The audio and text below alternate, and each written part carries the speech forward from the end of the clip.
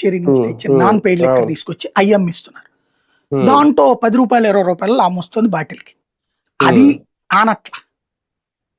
Next దశలో ఇప్పుడు ఈ కాన్సెప్ట్ వచ్చింది, కల్తీ లెక్కర్.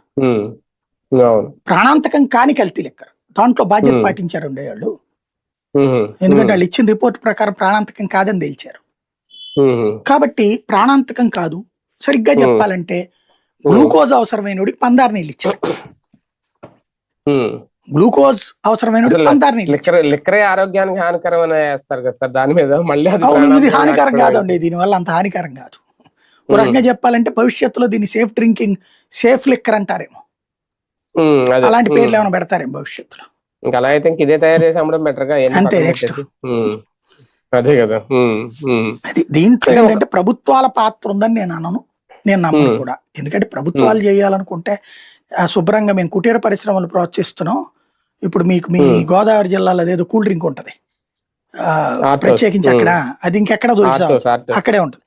అట్లాగా ఈ ప్రాంతానికి సంబంధించిన లిక్కర్ ఇదే స్పెషల్ అని ఆ కంపెనీలు ప్రోత్సహించారనుకోండి, ఆ కంపెనీ నుంచి డబ్బులు తినచ్చు కదా. కానీ రాజకీయంగా వాడేసుకుని ఒకళ్ళ మీద ఒకటి బురద జల్లుకోవడం వరకు వాడుకున్నారు. కానీ మళ్ళీ ఇప్పుడు దాని మీద ప్రత్యేకంగా సిట్టేసి మళ్ళీ ఇప్పుడు దాని మీద లోతుగా విచారణ చేసి అందులో అసలు పాత్రదారులు ఎవరో, సూత్రధారులు ఎవరు, ఇవన్నీ బయటికి తీయాలనుకోవడం మళ్ళీ కొన్ని రోజులు నడిపే ఉద్దేశమా, లేదంటే అందులో ఏమన్నా